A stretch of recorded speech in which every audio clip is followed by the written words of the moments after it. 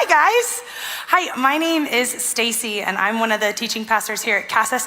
I'm excited because it's almost like a merry almost Christmas. We're like 3-4 days away from it. 'Tis the season all the way through now. And I have to tell you, I'm pretty excited. Like, I haven't always been a really big Christmas person. I spent a part of my life where it actually was not my favorite season. But in the last couple years, I have really rediscovered some energy and excitement when it comes to Christmas. And a lot of it has to do with working here. Maybe it's inevitable, I don't know. I love Christmas with Casas. One of my favorite things, and it might sound small, but if you ever get a chance, steal it. It's the best volunteer gig, is to work the photo booth area. People show up and they're so excited to be with their family, and you guys look so nice, and you get to just be the person who tells them, you look nice, stand together, smile nicely, and you take their phone and you capture this memory. And I love it, and it's so fun. And there's all the anticipation and the buildup, and then actually for Christmas, getting to work alongside so many fun volunteers and just see the beauty that is Christmas here. I love it. But even outside of here, there's a lot about Christmas I've learned to really appreciate. I've discovered I have a couple favorite Christmas movies. I am one of those. Die Hard is my favorite Christmas movie. And if you're in here and you're like, yeah, it is, cool. If you want to send me the YouTube about why it's not, it's been done. I don't agree. It's the best. But I do love, I love The Grinch. The Jim Carrey Grinch is on repeat in my house, to the point that we recently discovered, just as an FYI, look into my house. My kids are about 3 now. And they officially are scared of Santa. They think Santa, they told me he can't come in our house because he steals our presents. We need the Grinch because the Grinch brings them back. I was like, we've twisted you. All right, cool. Those are the things in my house. And I love silly Christmas sweaters. I love the food. I love the festivities. I love the parties. I actually love this time of year and this season. But to be honest, there is something that has not yet captured my heart that I know is a really big tradition for a lot of Tucsonans, and that is Winter Haven. I just don't get it. I have to tell you, I don't get it, and I really never have. I'm just okay, so we show up, and if you don't know, Winter Haven is this local neighborhood that gets weirdly hyped for Christmas decorations, and they have lights and themes and cutouts, and then they invite Tucson to walk around and to see it, and it's supposed to be this Christmas magic. And I love it if it is for you.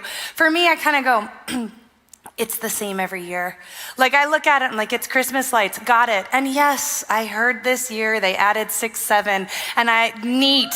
And if you don't know what that means, keep it that way. You're gonna be so much happier. But I heard they did that. It's still mostly the same, nonetheless. And I'm I don't like the cold. And then I have to bundle up, and I get to walk around with this crowd of people. I'm I could just drive around my neighborhood and see 3 inflatable blueies and just kind of be got it, Christmas, I got the magic. It just isn't a thing for me, but it is for my husband. So I take all of this bad energy and I go with him and I walk around Winter Haven. I'm Christmas now, okay.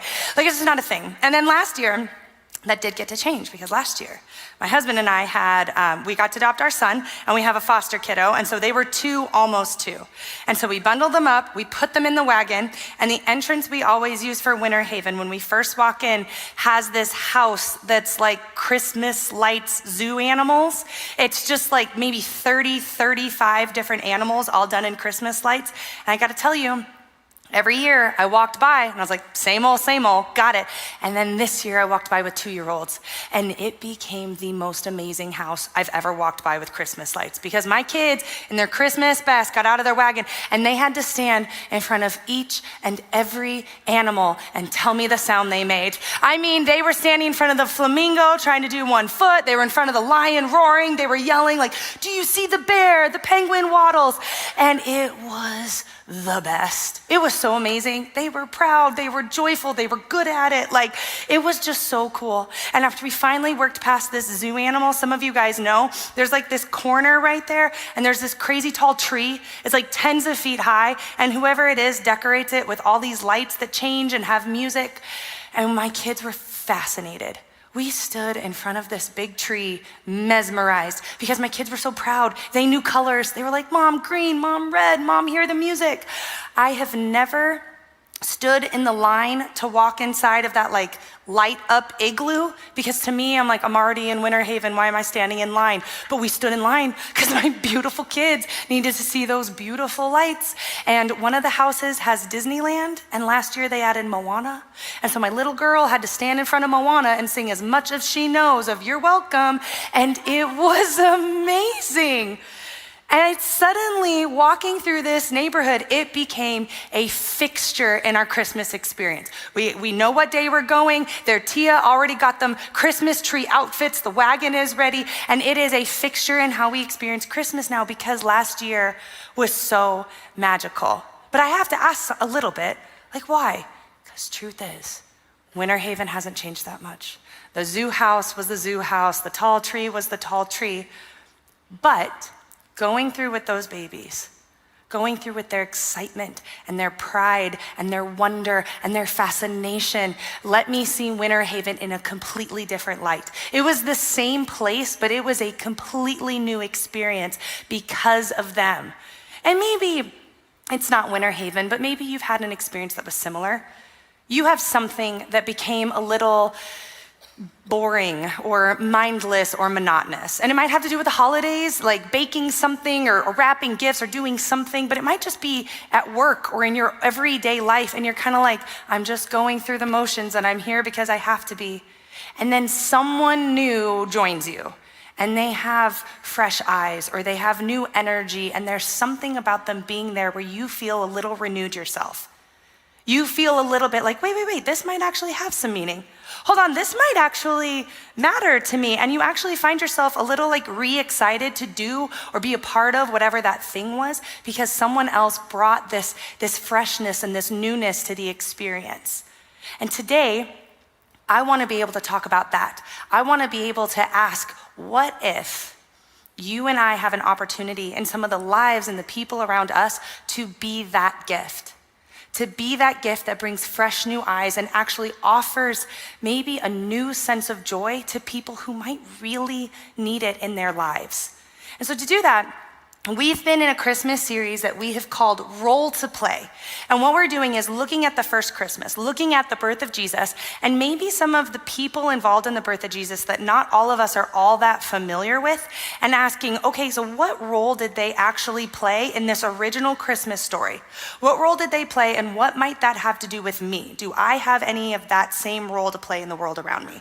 So if you want, you can go back and you can listen. The first week, Seth explored Joseph and Joseph's experience of the first Christmas, and just showed how steady he was in such difficult circumstances. And maybe each of us have an opportunity to be a steady person for someone who might feel like their world is chaotic.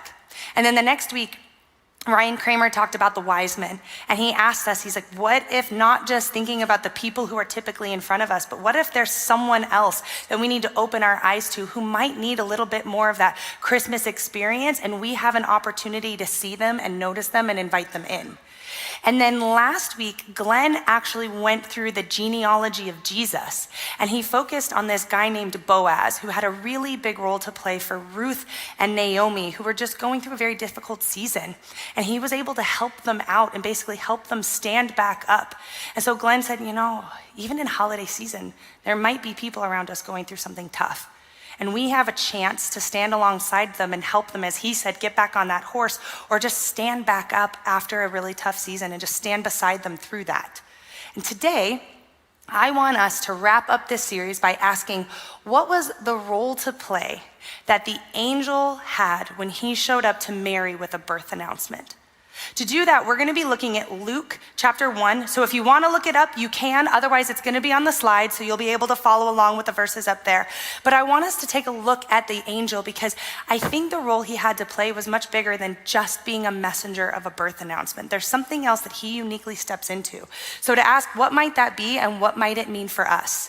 So right in the beginning of what we're going to read, I want to warn you, we're just going to do like a couple of verses, frankly, a couple of words at first, because I want us to get to have a little bit of context about what the angel and Mary are about to walk out and talk about. So in Luke chapter 1, looking at verse 26 to start us off, verse 26 starts and says, in the 6th month of Elizabeth's pregnancy. So just those few short words. If you read that and you think, I don't understand what that's for, well, all I really want you to know, and you can read it on your own, just before this, Luke has told us about Elizabeth, who's Mary's cousin. She also just received a miraculous birth announcement of herself, and she is going to end up being the mom of someone named John the Baptist. And if you don't know, John the Baptist is going to be very involved in Jesus's ministry. And so what the writer of Luke is letting us know is a bit of the timeline. Please know this is where Elizabeth's pregnancy is going to be, and here's like the next thing that's going to happen. And so in the 6th month of Elizabeth's pregnancy, God sent the angel Gabriel to Nazareth, a town in Galilee, to a virgin who was pledged to be married to a man named Joseph, who was a descendant of David. And that virgin's name was Mary.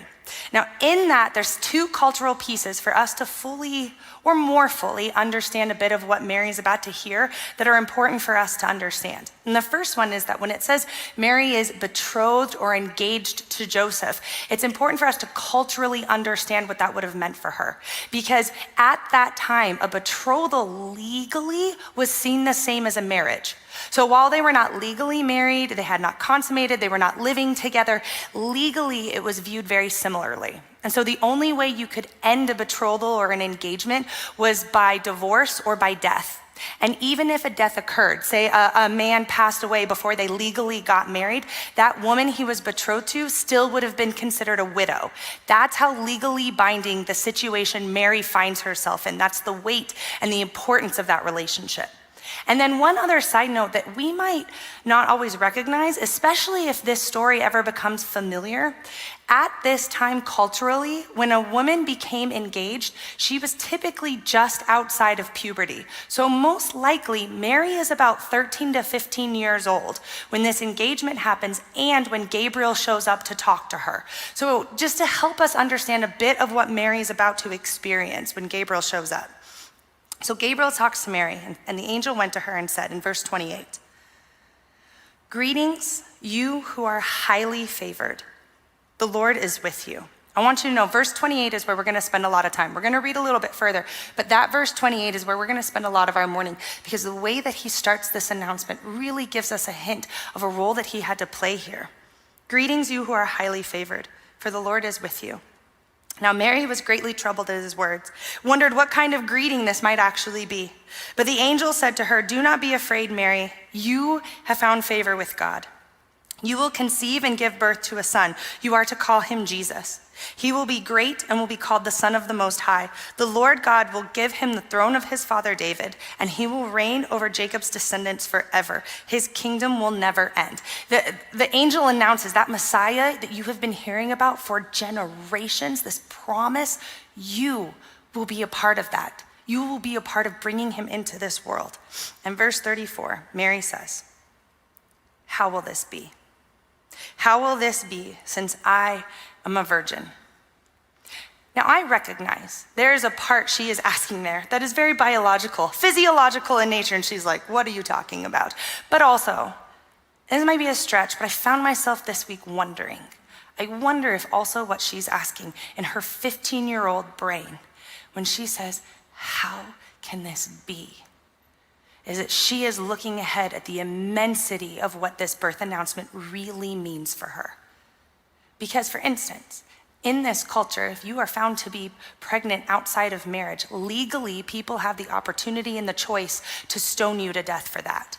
And she knows she might be looking at that. And then we read in a different part of the gospel that Joseph's response at first is not to do that, but he says, "I'll divorce her quietly," which is graceful of him, but also leaves her carrying an immense shame and weight and label. And then ultimately Joseph chooses to walk with her, and yet still she faces being ostracized and judged, and even outside of that. She was just told, you're going to be the mom of the Messiah.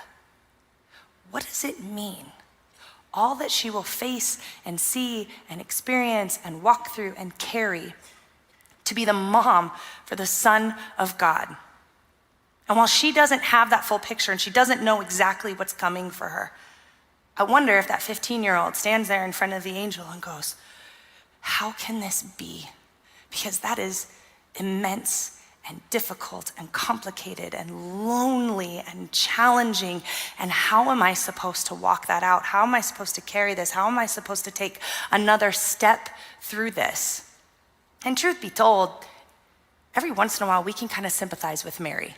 We may not always tell everybody, but sometimes we have moments in front of us, or people we care about do.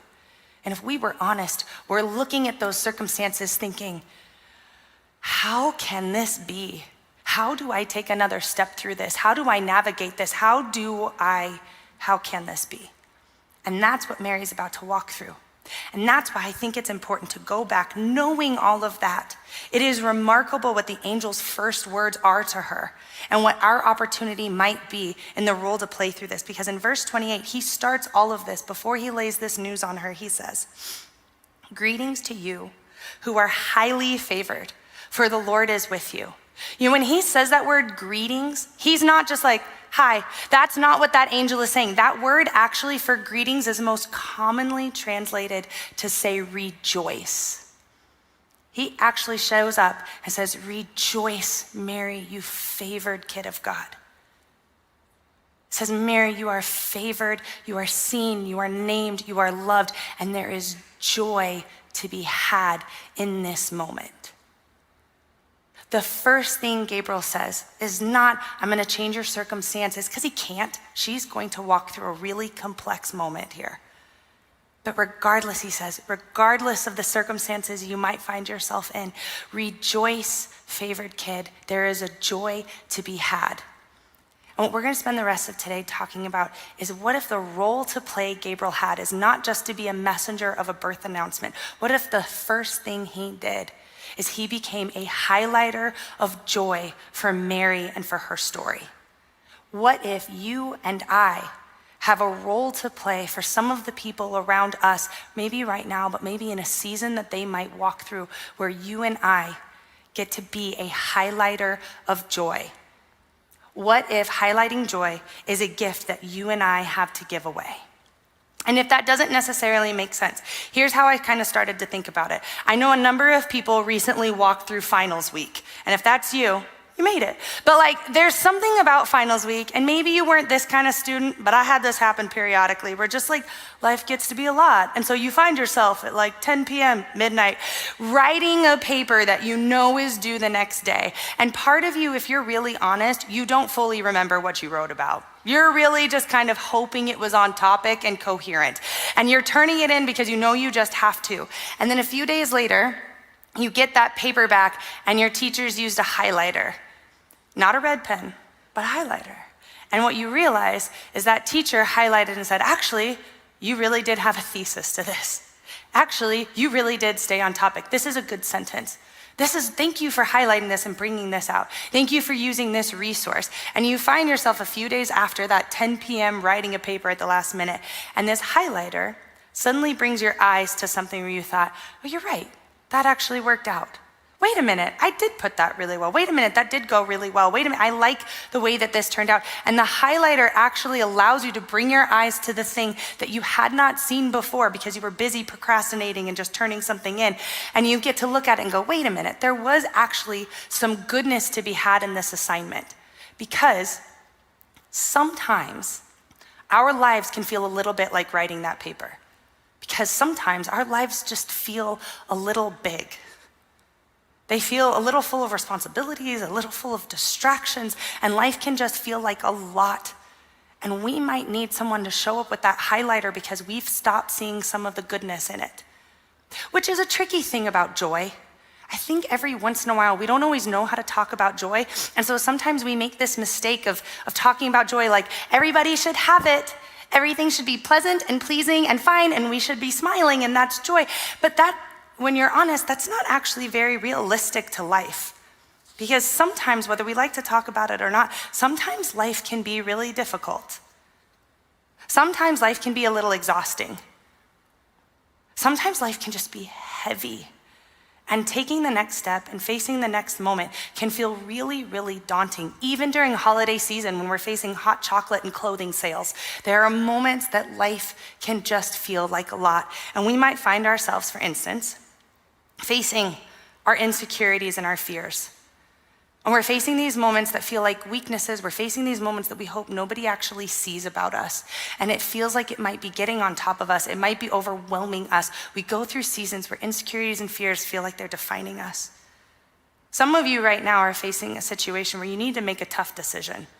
And it might even feel like there's not a right way and there's not a wrong way. One way or the other, this is gonna be difficult. Or you have people you care about who are saying, I don't know what to do with this because at the end of the day, someone's impacted.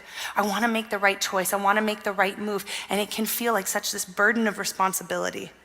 You can be surrounded by even meaningful relationships and you're glad they're in your life, but it's complicated. Or you don't know how to reach back out to them, or you don't know how to heal something, or you don't know how to talk about a difficult topic.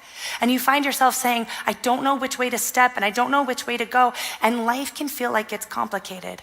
And if you've been around here for a little while, you might find yourself saying, okay, so they talk about Mary being a favored kid of God. Okay, so you say, God sees me and God is present. And then I look at my day-to-day and I go, how can this be? Okay, you say, I'm loved and I'm accepted. And then I look at this moment, I look at this relationship, I look at this situation, and I think, how can this be? I look at them over there and I think they might have joy, they might have goodness.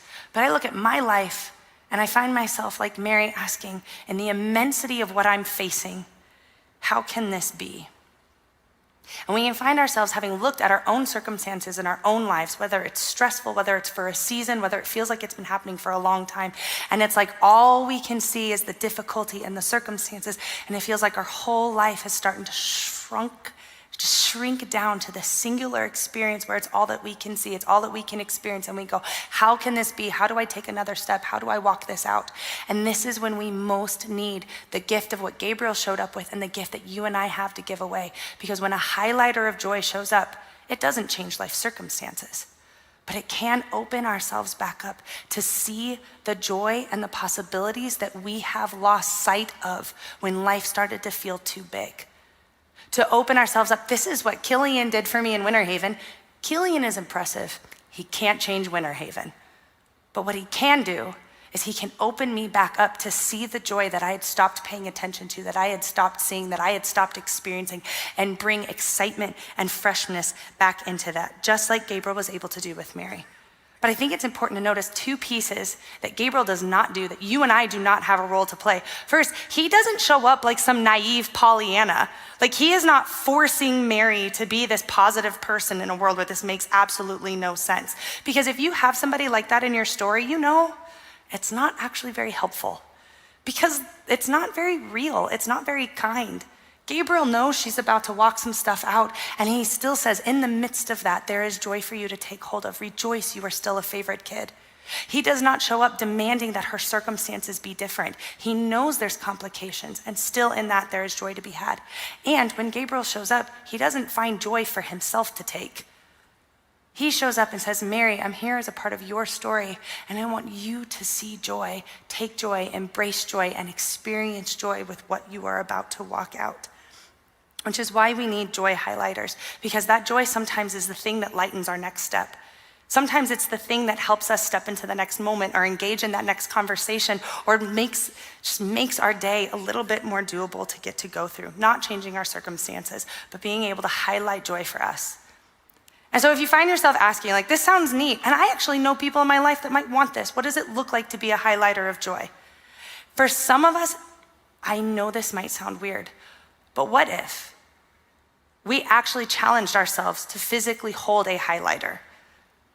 Walk around with a highlighter this week, and my almost guarantee is you will suddenly find yourself thinking about this and asking, okay, are there moments around me that I get to highlight, that I get to say, look over here, that I get to mention, that I get to bring people's eyesight to, that I get to highlight and make brighter for somebody? Because you know what a highlighter gets to have us do? The first thing is to actually pick our head up. It sounds simple, but for so many of us, if we want to be a highlighter, the first thing we have to do is actually notice some of the people around us.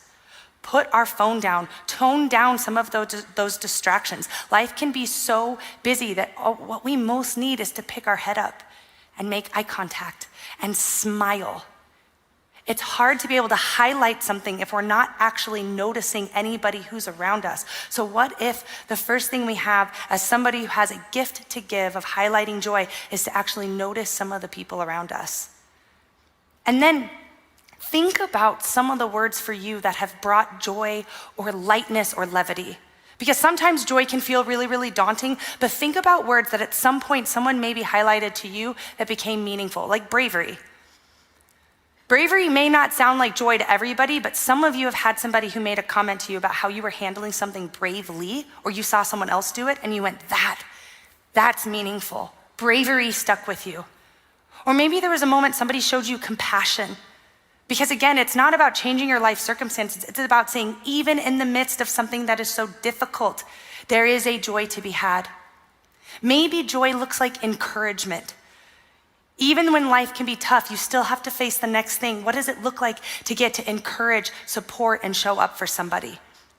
And then with your highlighter, paying attention, the thing that you have an opportunity to do, that we have an opportunity to do, is to actually highlight it by saying it out loud.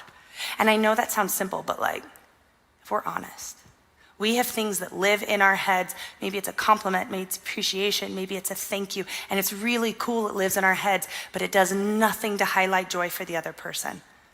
Ryan Kramer, who's one of the pastors around here, he teases me about this all the time because truthfully, I talk all the time. I'm one of those, I'm extroverted, I got a little ADD, it's just who I am, and I don't have a great filter. And so he can tell me how he hears me coming down the hallways all the time, because if your door's open, I'm gonna shout something weird at you. I'm constantly telling people, your hair looks really nice. I love that you did this in the meeting yesterday. I heard that your event went really well. And while I'm friendly and I'm a lot, what I'm also doing is I'm taking my highlighter and saying, I see you, but did you see it? I'm taking that compliment or that good moment and I'm saying it out loud to say, this joy is for you to have. Do you see this moment? And I'm saying it out loud so that they can grasp it. Think about for your own self, what does it look like to be a highlighter in your home? And it might sound small, but it doesn't mean it's small for that other person. You have someone in your house. What if you just looked at them and said, your hair looks nice today. I saw you bought a new shirt and it looks great on you. And you might be in here and think that's shallow, but maybe the person wants to hear that and it's highlighting a joyful moment for them. You have someone in your life. It could be your kids, it could be your sibling, and you see them navigating a tough relationship. If you looked at them and said, I know that's tough for you, but I saw you choose to be kind. I saw you choose to not say the first words that came to mind. You actually thought about it and you said something else. And I saw that. That would matter so much to that person, that someone saw the efforts they're making to make a different decision, to engage in that relationship a little bit differently. And if you could look at them and say, I see you choosing to be kind, and let me tell you how it impacts our family, so thank you for doing that. You are highlighting joy for that person to be able to see, even in the midst of something that might be complicated or challenging. And if it's not a compliment, think about the times that an appreciation or a thank you lives in our head. You have people in your life who do things and you see it and you're like, I'm so glad that happened, from work to home to your friendship. And I'm grateful you're in my life. I'm grateful that this moment existed. And that appreciation is wonderful for you because it lives in your head, and that's cool. But the truth is, if you and I, even noticing it, if you and I just feel it, but we don't say it out loud, that joyful moment never becomes the gift for the other person. To be the highlighter means say the thank you, say the appreciation, say the gratitude out loud so that the other person can have an opportunity to know you see them, that they matter, that they're making a difference, that you're thankful or grateful that they are there. You are offering this opportunity of joy and highlighting it for them. And then maybe this might sound lighthearted, but bring a moment of fun and easiness to something. I know donuts and coffee do not change a workday. You still have to face stress. You still have to deal with the boss or the coworker or the meeting. I know logically, but you also know it kind of makes it a little bit better though. There is something about a donut breakfast where you're like, now I can do this. Be a person who offers a moment of levity. I have a best friend where I almost swear this is her gift when she knows somebody's going through something. It could be that they're sick. It could be that life and a situation is tough. This is what she does. She goes, I don't always know how to care for people, but I can send them ice cream. I can offer Stacie, I'll watch your kids and you guys go on a date night because I know life has been a lot. And she says, I can't change your circumstances, but I can show up with a little fun and a little easiness that just makes your next step, your next experience, this next little moment a little lighter, a little more fun, that you know somebody sees you and somebody is with you. And if ever you're tempted to think that being someone who has this gift to give away, this highlighter of joy, if that ever feels like it's not such a big deal, I want to challenge you to reconsider. I think it can be so important and so impactful and honestly a little rare and something that not just we, but people around us really need. Look at the impact that shows up for Mary. We see it in two different places. First one is that after this announcement, remember the complications she's looking at, the immensity of what she's about to walk through, but Gabriel has highlighted joy, he's offered it to her, and she chooses to embrace it. And she actually says, with faith and with bravery, she responds in verse 38, and she says, okay, I am the Lord's servant, Mary answered.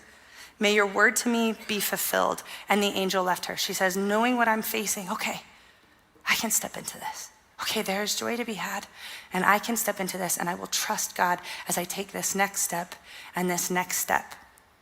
You know, I work a lot with our middle schoolers and our high schoolers around here, and I get to meet with some of you as their parents periodically, and one thing that I have learned is that it's not always easy being the parent of a teenager.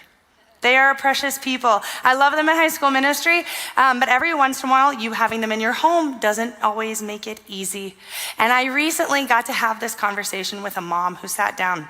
And I love her, and I know her kid very, very well. And she said, Stacie, I really need to just share. I need to talk about my life right now. She's like, being a mom of this teenage boy is not easy. And she starts sharing some of the things that they're navigating in their home. She goes, I don't understand why. I think it's just his big energy or whatever his deal is. He won't pay attention to details. Stacie, he just won't pass his classes. I don't know what his deal is. He just will not pass his classes. He's just not trying, and I don't understand what to do. And then on top of that, he's so busy, he's involved in so many things, but I don't want to take it away because it matters to him, but it pulls him in so many directions, and he's tired all the time because his schedule is huge. And then, some of you know this, every 16-year-old boy knows everything about everything. And I love that for them. It's such a gift. And they offer it to their home. And she goes, Stacie, he knows everything. He knows everything. I can't tell him anything. I can't advise him about anything. He just thinks that he's got a handle in all these moments. And it makes my home can feel like a warpath. And Stacie, I'm tired. And then she got really honest. She goes, Stacie, I'm not sure I'm doing a good job. I look at this kid and I think, is he gonna be okay one day? When he's an adult, is he actually going to be like a helpful contributor? Am I making the right choice? Am I doing the right thing? What is the next thing I should do? Stace, I'm not sure this is going to work out. And she just looks so tired. And honestly, looking at her, I don't think I'm the person necessarily in this moment to look at that mom and say, let me give you some advice to raise your 16-year-old. But what I can do is and I did tell her, I'm sorry you're walking through that, but can I tell you who your son is in high school? Because when your kid shows up for me, he is a gift and a half in the high school ministry. This boy, I'm telling you, any new person who ever walks in, it might sound like arrogance at home, it's a gift in high school. I can hand any new person to him, and I 100% know he's got their back. He will be kind, he will remember their names, he will share a story, he will include them. I know any new kid is gonna be okay with him. Your son has got their back. And you know what else I can do with your son? I can involve him in any game because he's so competitive. He just gets his entire grade wrapped up and they're suddenly in it and they're playing and they're competing, and he's such an excellent energizer of all things. And that thing that feels like he knows everything, that's not what shows up to small groups. That boy shows up to his small groups and he's actually vulnerable, which is incredible for anyone, but for a 16-year-old boy to show up with vulnerability. I'm like, what he brings to his small group mom is incredible. And you know what else he does is he includes everybody else in his moment. He asks questions, he leads, he includes because it's naturally what he wants to do and what he wants to be. And I cannot change anything about mom's home. I can't change anything about what it is to be the mom or a parent of a 16-year-old boy. But I watch that mom and her eyes light up and her shoulders relax a little bit. And she went from seeing this incredible difficulty that I can't change, but she expanded her vision a little bit to say, really, he does that? Oh, I love getting to hear that that's who he is. Oh, I'm so glad that he shows up as his most honest self. You're right, I love that thing about him. And suddenly this thing that was so overwhelming that I can't impact. However, she saw there's a little bit of joy, there's a little bit of goodness. She chose to embrace it, and she got to see it expand her experience of this situation.